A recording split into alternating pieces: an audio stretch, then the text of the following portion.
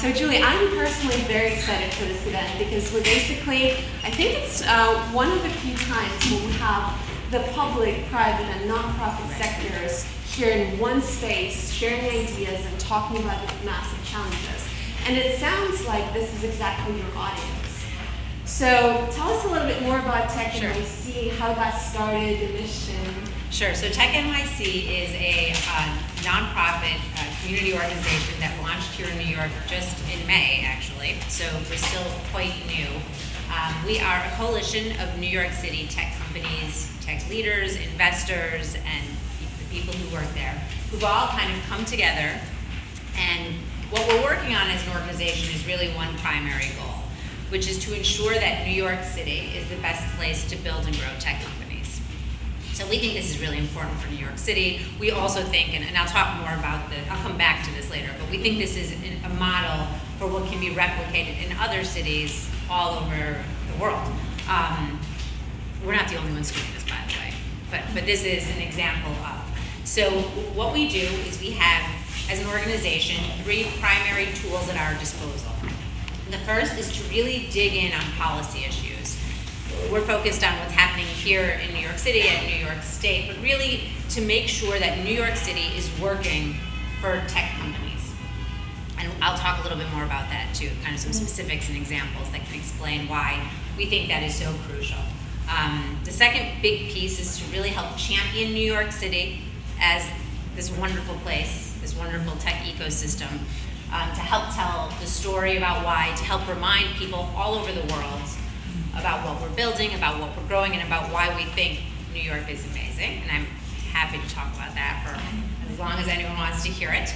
And the third kind of big tool, if you will, is this idea of helping the New York tech industry be civically and philanthropically engaged in New York, period. So this is to say, beyond just tech. And really, I think when you take a step back and think conceptually, why are we doing this? What does this mean? Why now? All of those questions. It's that tech has become a much bigger part of the city's whole economic pie. Tech is becoming a more mature industry every day. Bigger and bigger companies are either getting founded here, are opening offices here. More and more startups are growing here. More and more investment dollars are flowing here. And it's an opportunity for our industry to be,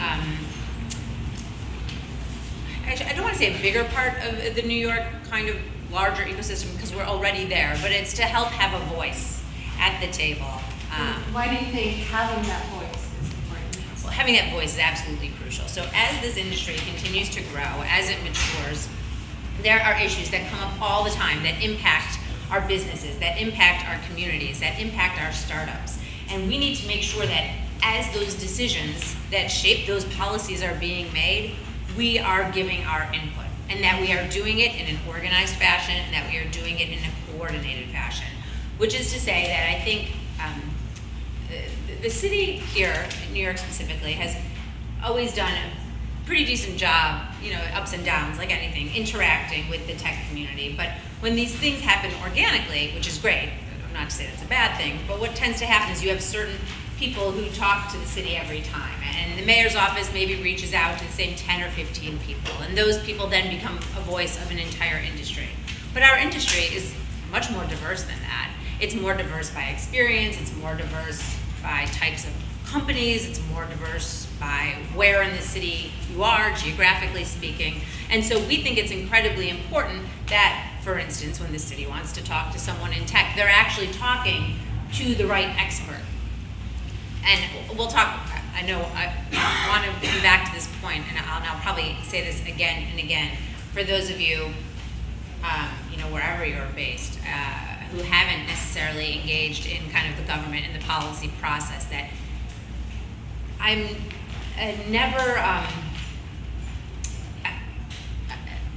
there's never been a moment where I've met a policymaker who does not, an elected official, whether it be a mayor, a senator, a governor, a city council member, a member of Congress, whatever, who doesn't actually want to talk to a startup founder, who doesn't want to hear about the experience someone has building a business, creating jobs, building technology. And sometimes, it's hard to kind of make that connection. It's hard to speak the same language, but it is so so important, and that's really what we're working on facilitating. Yes, it was fascinating to me when I attended your events with Senator Schumer and the mayor that they really are so excited about the emergence of tech in New York. Moving on to that subject, so I'm a fan of New York. New York is my favorite city, and I actually started from the Bay Area to New York, which for some people might be slightly controversial. But why start a business here? Why New York? So we think, a lot of us think, I'm far from alone in this, that New York has these certain kind of character traits that are just so unique, that are so particular to this city, that really leads to the kind of creative innovation that we think drives successful companies, happy people, all these things. So let me give some examples of what I think that is. First of all, think about the infrastructure of this city. We are all on top of each other. And it is actually, if you look outside, it's diverse. It's types of people, where they come from, what they're doing, what industry they work in. And we think that that kind of activity that you cannot create out of nothing, but that inherently exists here, is crucial for creative innovation, for building things. We think that is just fundamental. Then we also think a little bit about what are kind of the next rounds of companies that we think we're going to see coming out of the tech industry. And we think some of the most successful companies are going to be companies that might not be traditional pure tech plays, not just building a technical tool or one technical solution, but actually these companies that are powered by tech, that are powered by new technology, but that exist across various industry verticals, if you will. So think fashion, think advertising, think finance, think real estate. Something that's not a coincidence about all these examples of verticals is that every one of those industries is based right here in New York. So imagine you want to create a company in the real estate space, a startup in the real estate space. To my mind, where else would you want to do that but right here, where you've got the center of the real estate industry. You've got tons of capital if you can find a way to unlock that, which is something hopefully TechNYC will be able to help on. Expertise, mentorship, families have been experts in this field for generations. We think that it's obvious. So you've got the center of gravity for all these various industries and all the things that attracts, plus then the resulting customer base. So we think that's all great. I'd be remiss if I didn't point out that we have a highly functioning public transportation system, which is, I think, crucial to building a business. I'm building an organization right now, and I'm constantly running around to meetings, and you want to be able to interface with your investors, with your potential customers. You want to be able to get there, and you can jump on the subway and get anywhere. It also allows, New York is not cheap. I'm not going to make an argument right now that it's cheap to live in New York. It's less expensive than Silicon Valley these days, so it's actually that argument too. But what does happen is you can live on a subway line, and maybe you have to live a little further out to make it affordable, but you can still get into the city without having to drive in. That's very specific to New York, at least once you're in the States. I think there are parts of Europe that have that as well, and Asia too, of course. But so, these are all things. And the last thing I'd really kind of point out that I think is one of the most crucial pieces, and I hinted a little bit at this in the beginning, but the cultural institutions we have here, the arts culture we have here, that kind of creativity is the same kind of creativity you need to build a business, right?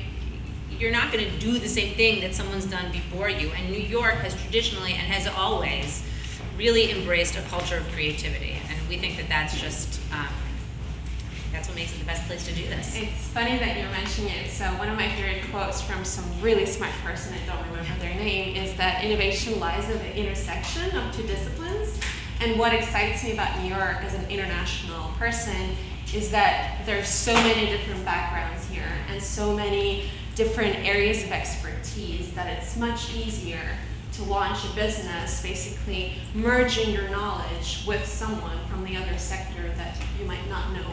I totally agree, and I think it's not just finding perhaps the right co-founder or the right partner, but it's also perhaps in your social life or in this way that you can be out and about and you're constantly confronting different things. You can't avoid those things here. They're in your face all the time, and I think when you get out of your comfort zone like that, that's when you really oftentimes start thinking beyond the obvious, and when you think beyond the obvious is when you really are in a position to build some really cool stuff. Great. So moving on to the hard subject of That's New York City is the easy part. of the policy. So full disclosure, when I was a startup founder, I didn't care about policies. I know it might be reckless, but I was just heads down in my startup, trying to survive, trying to make some money or raise some money. Now that I'm at eBay, I actually realize that it is very important, and one of the most amazing things that I realized is how much we really support our small businesses on the platform, our sellers. For instance, really raising our voice against the internet sales tax legislation, or promoting free trade. What are some, I guess, hardest, biggest challenges that you see, especially in New York, around the policies? Yeah, so let me just take a quick step back and pretty much agree with what you said. And we see all the time, when you are building a startup, when you are a founder, you are heads down in that company. Like, that is where you should be, right? You're not going to be helpful in a policy debate if your company no longer exists, or if you can't meet payroll or like pay to keep the lights on. We all understand that that's kind of priority one. But what we do see are that, as you said, these policy issues really, truly impact businesses. They impact business formation. They impact businesses as they continue to grow. They play a crucial role in economic development. So we think it is incredibly important that companies pay attention. And what we see, the issues that are the thorniest and the toughest are oftentimes the ones that actually do impact a company's bottom line, where you can see an issue and be like, oh my God, this is making it just harder for us to operate, or in some instances impossible for us to operate.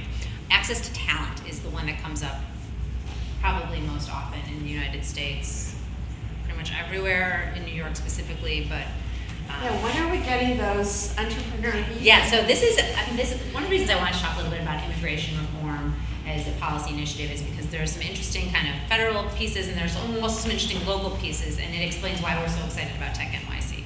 Immigration reform, I'm not going to dive into the details. I could talk all day and for many days about why we need immigration reform, but just really quickly, high-skilled immigration, you need there are these H-1B visas for high-skilled workers. I'm sure pretty much everyone in the room knows about these. They're capped, $85,000 a year. The only way to raise that cap is to go to Congress and have Congress do it. Anyone who pays any attention to politics knows that for a host of different reasons that is not happening in the very near future. Hopefully after the election we'll get another bite at that apple, but putting that aside for a second, we are stuck with this artificially low number of bringing high-skilled workers, technical talent to the United States. Fine. So what do we do? If you're in New York City, where we find that our tech companies and our startups are constantly looking for technical talent, and I should say the city is doing a really good job of incentivizing homegrown talent, of trying to kind of teach the next generation of technical talent, and that is something we fundamentally support. Our community supports, our organization supports, but in the meantime, we've got an immediate need, right?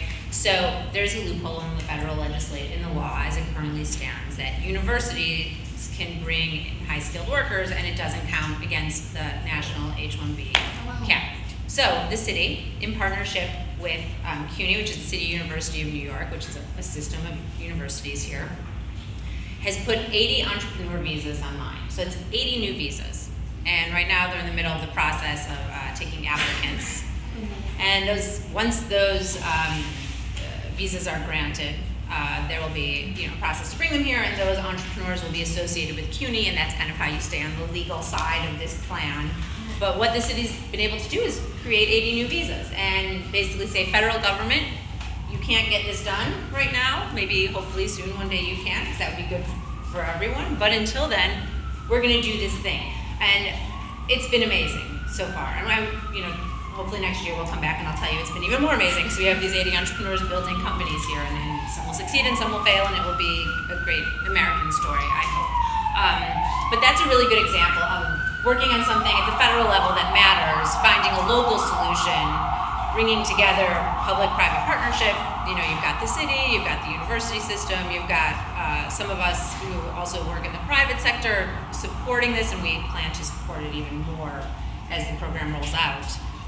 to help fix a policy problem. And it can also show on the governmental level how the process might work for the entrepreneur visas, for instance, because right now it's kind of clean. Right. And I actually should point out too that this program kind of was first piloted, if you will, in Boston. Mm-hmm. And I believe they had just under 10. And then they put 4 of these visas online at the University of Colorado in Boulder. That was funded by a local entrepreneur, or a local investor rather, Brad Feld in that instance. Mm-hmm. But here, New York kind of blew the top off, right? 80 is a much bigger number. And we really hope that this is a model for A, locally partnerships with other universities, and B, for other cities and states across the country. Anyone can, in theory, as I understand, any university can find a partnership to set this free. I mean, they have to find the budget, and they have to find the right supporters, and they have to go through the political hoops. Mm-hmm. But this is exactly why, those political hoops are exactly why it's so important for our community, our industry, for representatives of who we all are and what we all care about to be involved. That's exciting. Moving on to a topic that a lot of people raised here today on the previous panel. I think we had about 4 questions from the audience regarding the IP and patent reform, and I know that we're going to have a separate panel on that, but just kind of 101 on what are the major challenges right now. And this is actually a particularly interesting subject matter for a conversation, an internationally focused conversation, I think, because what we have in the United States and what most countries have is what I think of as a one-size-fits-all patent system, which means that we treat pharmaceutical inventions the same as we treat biotech inventions, the same as we treat software inventions. And as a practical matter, that does not make a lot of sense. When you think about, the patent system, right? You get a 20-year monopoly on an invention in exchange for kind of, in theory, what you do is dedicate your invention to the public on the expiration of that 20-year monopoly. So we have this one set of rules, but the incentive structure you might create to develop a new pharmaceutical drug is significantly different than the incentive structure you might want to create to write a piece of software. So we're stuck with this. And the big reason we're stuck with this one-size-fits-all thing is actually international harmonization, which is to say, imagine if you had to navigate all the systems in all the countries, and they all had different frameworks. So there's really been a push through a lot of free trade deals, especially, which, and that isn't to say that that's a bad thing, but this is to say that is a unintended consequence, an unfortunate unintended consequence, shall we say. So we've got a really big problem in the software space in particular. There are hundreds of thousands of these software patents floating around. Many of them are, quite frankly, really crappy. Really low quality, really hard to understand. Technology moves so quickly, the patent gets granted. The patent office is doing a much better job now because but for a long time, they didn't really, there were some low quality patents out there on the market. They end up in the hands of a bad actor, patent troll, what we tend to call them here, and you can end up in a really bad situation, like a go out of business situation potentially. So we've spent a lot of time working with Congress trying to develop some reforms to make it tougher for those bad actors to exploit what we think are loopholes in the system. There's still a lot happening on Capitol Hill around this, but we've frankly been unable to get the proposed legislation across the finish line. And it's largely because, again, we have this one-size-fits-all system. Other powerful stakeholders, not naming any names, the pharmaceutical industry, the trial lawyers don't want the system. They perceive the system as working for them. And so, in order to get something done in Washington, D.C., we need to either beat them, find a compromise with them, something, and that's been a little bit elusive. The good news is there's still a lot of energy to get that done. Many of us are still working really hard on that issue. We'll continue to. We have champions like Senator Chuck Schumer from New York, and we've seen some stuff at the state and local level. The state attorneys general got involved. Our New York state attorney general got involved, went after some of the most egregious actors. So there's this kind of thing where you can do stuff at DC and you can do stuff locally, and you can do stuff at all different levels. You can interface with government agencies. You can talk to the patent office about what the problems are, and you'd be surprised that oftentimes they do want to make the system work better. And that's great. And we are really supportive of those efforts. It's a very interesting and challenging topic overall because what I see in the tech field is also kind of like the opposite side of it growing, where we have so many open source projects where the founders and the owners can't make any money on those, and so they spend a lot less time on it, and so that doesn't facilitate the innovation at the pace that we would like for that to be happening. And yet there are some people that show up that basically patent part of that technology, and it almost seems like there are like those two camps, and there's nothing in between. So how do we really that part is create that? really, there are some interesting kind of private market solutions, some nonprofits that are trying to bridge that gap, Right. that are trying to work in this space of, part of what I love about the kind of startup community, the technical culture, is the open ethos, the open source ethos. Even when you might not be using open source software, that ethos really pervades this culture in a way that sharing. We're trying to move the ball forward. We're trying to build, grow, create together. That to me is frankly what I love the most about this, or one of the things I love the most about this community. So that's the side I'm usually going to come down on. But I also want people to make money. I want people to create jobs. I want companies to create jobs. I want people to create new, amazing tools that are going to solve our big problems. And so I think as a society, we have to take a step back and really think hard about what incentivizes that kind of growth, be it economic growth, be it job growth. These are all kind of economic in nature. Be it product growth. And I think we need to do that in a way that we feel comfortable with, that we feel like we've held on to our ethos, to our culture. And that's part of what's so amazing about working with this industry, and why I love it so much, why I love being a part of it so much, is that it does feel a little bit more optimistic than some other industries. It does feel a little bit more friendly, and a little bit more like we're all in this together. And I think it is so important that when we take on these big policy fights, we're truly thinking through how to preserve that, and not just become another big, industry that doesn't, frankly, give a crap about those things. I don't want that to happen to tech. That's one of the reasons I spend so much time working so hard with tech companies, is to preserve that. Great.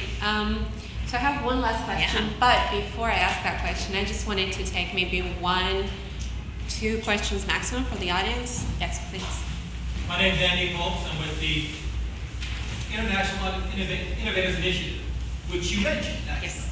That's the program that EDC is working on with the youth local colleges, CUNY, City College UM, where I work, to bring international innovators into the country.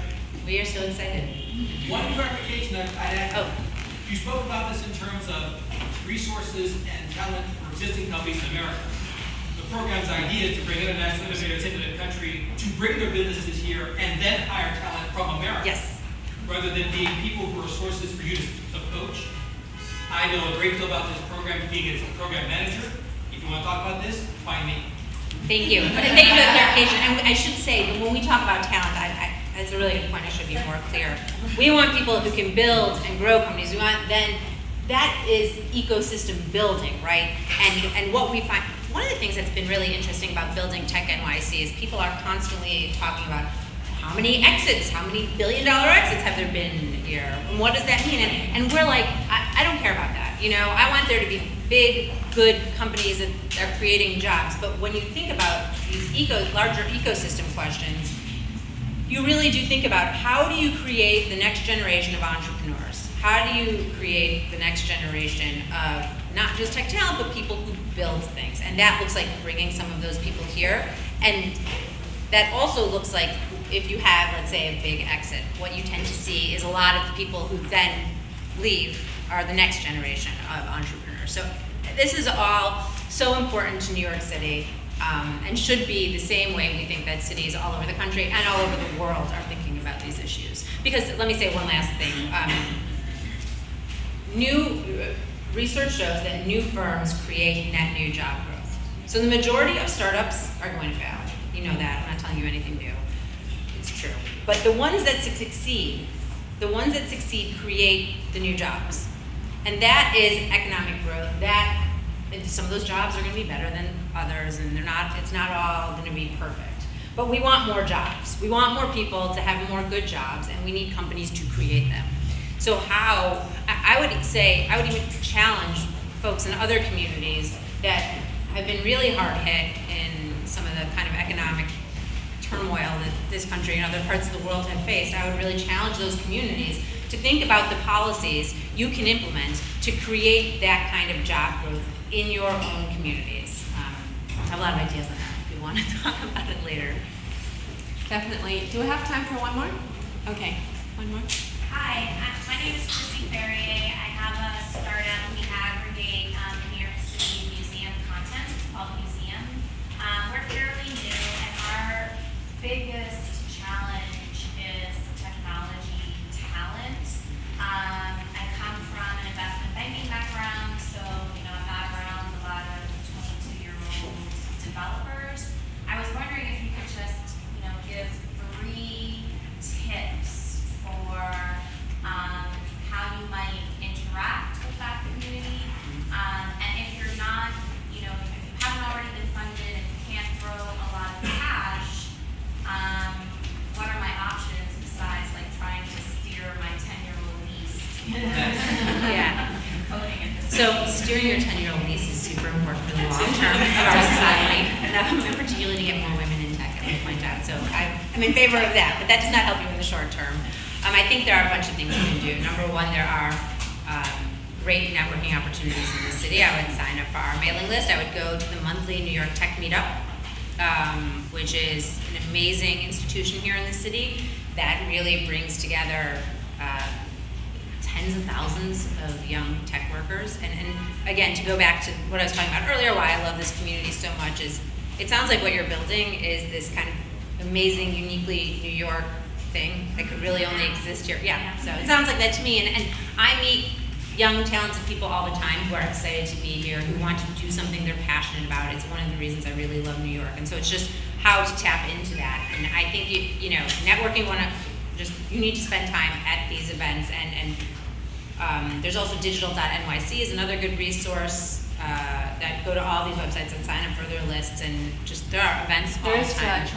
Charlie O'Donnell he sends out an email on Monday mornings that has so many things in it, and it's going to be exhausting, but I'd start going to those things. And so that was kind of the first part of your question. Those are the concrete things I'd recommend. And to the extent you might not have funding, and you might not have the resources to compete with Google or Facebook or an eBay, for instance, for technical talent. There are a lot of creative ways you can make it attractive, but again, what I'm not knowing very much about your specific startup, but what I find compelling is that it's this really interesting subject matter, and there's if you can tap into the right community here, there are tons of people in the city who are thinking about art and technology and the intersection and how to make our cultural institutions more accessible. And I am certain there are people out there that are passionate about that are willing to work on that problem for a little bit less money than they might make if they worked somewhere else. Yeah, I just wanted to give a little bit more practical advice as well. With non-technical professionals that have the ideas, there's always the support of universities.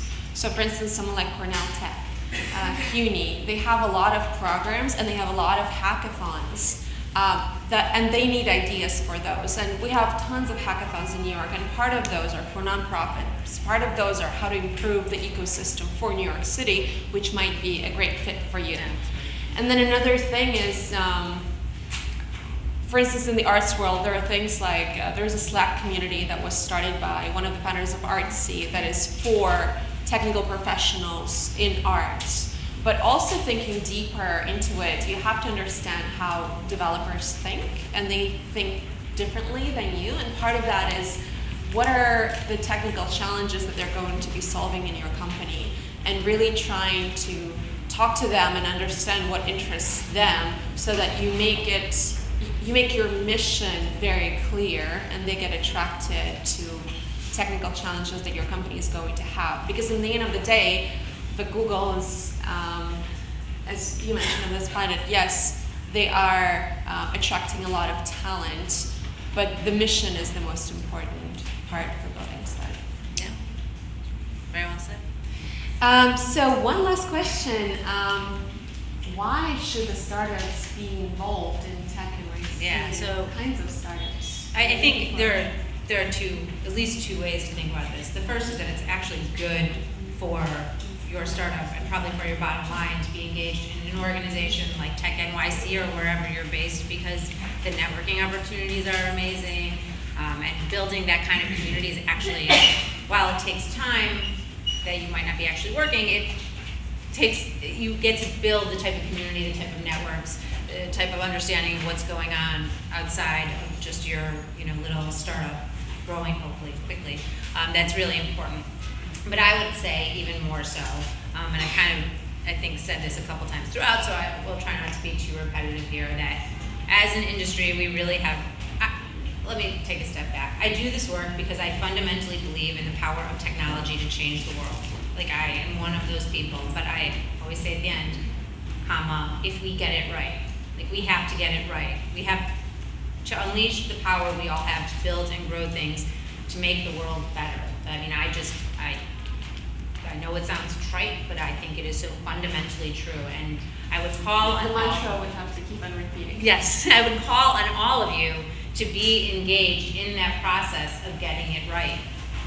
Because that is the only way that, it's not just that, we're going to make the world better, but it's also the only way we're going to be able to unlock the policy changes we need that will actually help your business grow. You need to show policymakers that what you're doing is good for the world. They need to understand. They don't understand technology. Members of Congress don't understand what you're doing. You have to tell them. City council members, they don't get it. They sit in City Hall, they're not here, right? Some might be, because there are a lot of great ones. It's not to say across the board, but you need to explain it. And when you explain it, they will be your partners. But the onus has to be on all of you, and I'm here to help you do that, and there are lots of others in the city and across the country and across the world who want to help you do that. But you need to take at least a little bit of time to do that. How do they get involved? Well, you can just go to technyc.org and sign up. And we're at TechNYC. Just Google TechNYC. We're on Twitter, we're on Facebook, all those wonderful places. Well, thank you so much. Thank you so Julie. much That for was having me. super Thank you, inspirational. guys.